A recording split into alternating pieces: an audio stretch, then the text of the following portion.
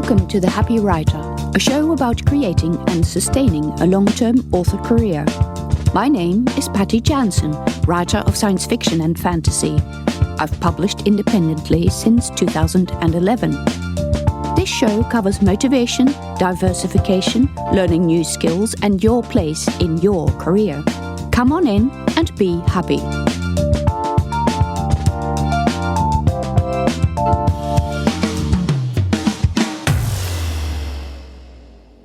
In episode 56 of The Happy Writer, I'm going to talk about using dictation in your writing. I'm going to be talking mainly about how I have found a place for dictation in my writing process.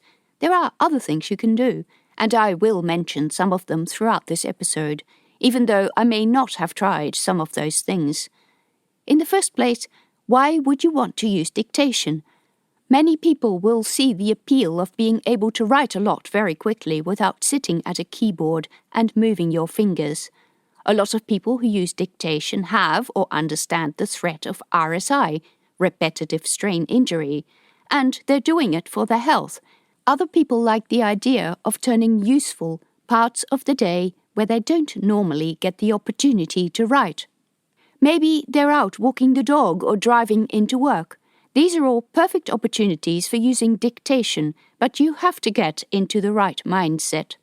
If your aim is purely that you want to write 10,000 words a day, each and every day, I would say that is possible, but it's going to require a lot of fiddling, and also you may be disappointed. It all depends on how you write, and I will also talk a little bit about this. I started dictation because I found that if I sit at my keyboard at my usual computer, my productivity was declining too much. I was too keen to check various things on the internet and my email and my sales and all that kind of stuff. I'd heard about dictation and thought it sounded like an excellent way of varying the writing process to jumpstart new ideas. You will have to understand that I'm a pantser, and while usually I have a brief outline of stuff that needs to happen in a scene, I don't really know what is happening, and I like to explore that as I write. When I started dictation, I had no idea how I would be able to fit this into my writing schedule. I started a few years ago, and I have a Mac, so using the dedicated dictation software Dragon was out of the question. At the point when I started, they were already phasing out the Mac version. Besides, I'm a person who likes to try something cheaply before deciding whether it is useful for me before springing for the full version.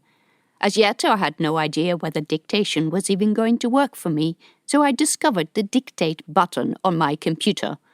I have to say that the dictate function on the Mac is quite terrible, or at least it was when I first tried it. I hear that it has become better recently.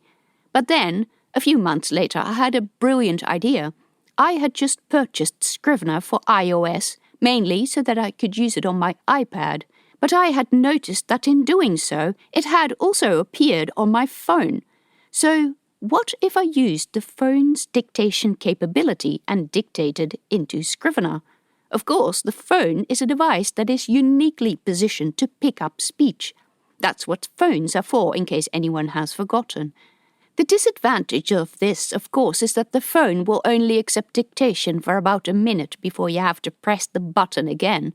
But that inconvenience aside, and I will talk about that later, I found that the phone in general gave a much better quality. The 1-minute limit allowed me to think about what I would say next before pressing the button. So I dictated numerous books while on a walk or simply walking through the house. I also found that it was not very productive to watch the text appear on the screen because I was too tempted to fix the mistakes, which, as you all know, is very awkward and takes longer on the phone than it does with a proper keyboard. Ideally, I would want not to have to hold the phone and keep having to press the button all the time. I found this in an app called Dictate, which allows you to dictate indefinitely, and you can copy or transcribe it or save it later. There are a few setbacks to using this. In the first place, you have to have 4G connection. This is fortunately the case in most urban and semi-urban environments, but if I go down on the far side of the gully of the national park at the back of our street, there is a section where there is only 3G coverage. I am sure that there are also apps that will allow you to dictate into a file offline. The second issue is that it absolutely devours battery power and the phone can get quite hot. This is your cue not to use it for too long at a time and to download your file and process it. I simply hit copy and then copy it into Scrivener for iOS and then do the rest where I can access it either on my iPad or my Mac through Dropbox. Another issue is the quality of the recording. This makes a huge difference in accuracy. When I go for a walk in the morning and I walk in the park, there is background noise, and for a section I walk along a busy road, or there is other kind of noise. The quality of the dictation will not be as good as when you walk around holding the phone in front of your mouth talking in a quiet room. With the latter, I can usually get very high accuracy, except for the made-up names, of course.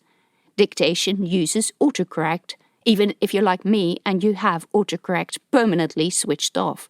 It guesses your words, will often change them based on context after having completed the sentence. This means that better sound quality will give the app the best chance of getting the words right. If there is background noise, the chance is high that you will sometimes get sentences where you wonder what on earth you said. If you download and process the file straight after you've come back from your walk, you will still remember what you were saying, so I usually make those corrections when I come back. I have discovered that the phone has a propensity for using present tense. If you're talking a lot in past tense, you have to train it first. Rest assured, the annoying tendency of using present tense will go away with time. The phone doesn't advertise that it needs to be trained to recognize your voice and your patterns of speech, but it does. It will get better. It also depends on how you use it. If you want to use headphones, don't use AirPods because they're terrible. Don't use any kind of Bluetooth device. I have found the best, those little white wired headphones that you get for free with the iPhone. My phone is 7 years old, and I haven't actually bought a new phone for quite a while, so I don't know if you still get them, but you can definitely still buy those same wired white headphones at Apple. They're about $50. You could possibly get an even better quality with a wired headset with a dedicated microphone, but to be honest, I don't like walking around with a lot of bulky gear. It depends a lot on what you use the dictation for. And this is where your writing process is important. I found that using dictation does not necessarily increase my productivity, but it does decrease the amount of time that I need to spend staring at my manuscript, and that is hugely beneficial. What is also beneficial is that you are adding another process to your writing that may result in different types of ideas because of the way you write. As I said, I'm a pantser, and I often make things up as I go along, so being on a walk in a relaxing environment helps me get those ideas. I use dictation for my first draft, and it's often just an exploratory draft, so it does not need to be perfect. I will often say things like, "and then they had a big fight," or something like that, and I will fill that out later, sometimes with another dictation session. This is another thing. If you dictate in chunks, you don't need to do this in order. I use dictation for the entire first draft, which is usually quite short and has lots of lines that by themselves will be filled out into another scene, once I know exactly who is in the scene, where the characters are, and how the scene is going to play out. I have found that getting away from the screen and not watching the words appear is absolutely necessary. You want to be concentrating just on the story and not worry about how it's going to appear on the page. In your expectations from the dictation process, it is important that you realize what you want dictation to help you do, and what do you expect the result to be. As I already said, if you're expecting a vastly higher word count, you may be disappointed, because you may find that you can dictate really quickly, but you need to spend a lot of time editing, and you thought you wouldn't have to do this. You may also find that you may want to dictate thousands of words a day, but that your thinking speed is not that fast. This is a problem I have.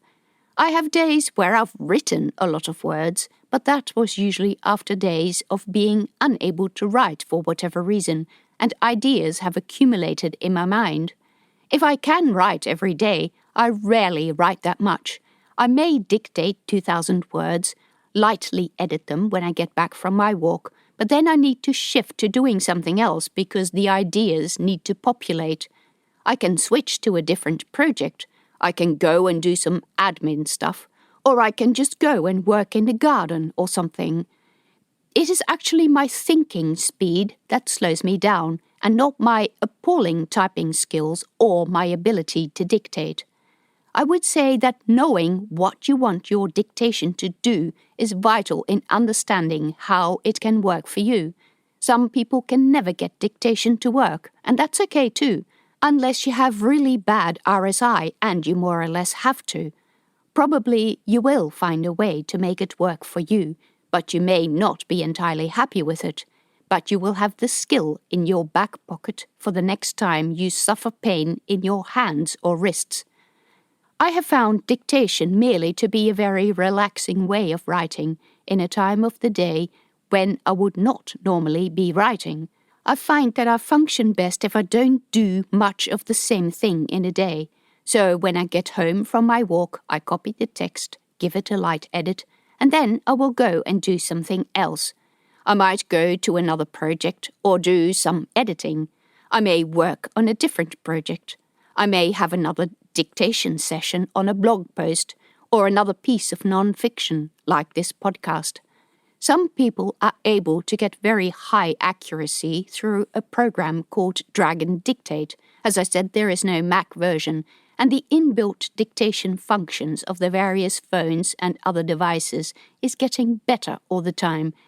Other than the app I mentioned, people use similar apps on Android phones or use otter.io. I'm not familiar with this, so I'm not sure how this works. But whether you spend hundreds of dollars on a piece of software, or get a really good microphone, or do everything on the cheap, you first have to work out how you are going to use dictation in your writing process. Once you have decided that, accuracy may not be as much of an issue. There you go. There were some of my thoughts on dictation. Understand what you want to use it for. Don't expect miracles in terms of word count and accuracy, especially in the beginning, and find a good way to fit it into your writing process that works for you. Those are the main things that determine whether you can get it to work. In the next episode, I will talk about writing craft and those forbidden word lists that get spread around the creative writing sites and workshops. Thank you for listening to the Happy Writer Show. Check out links and information about other episodes on my website at pattyjansen.com, where you can also find out about my books. You can support me by subscribing to the show or on Patreon at patreon.com/pattyjansen.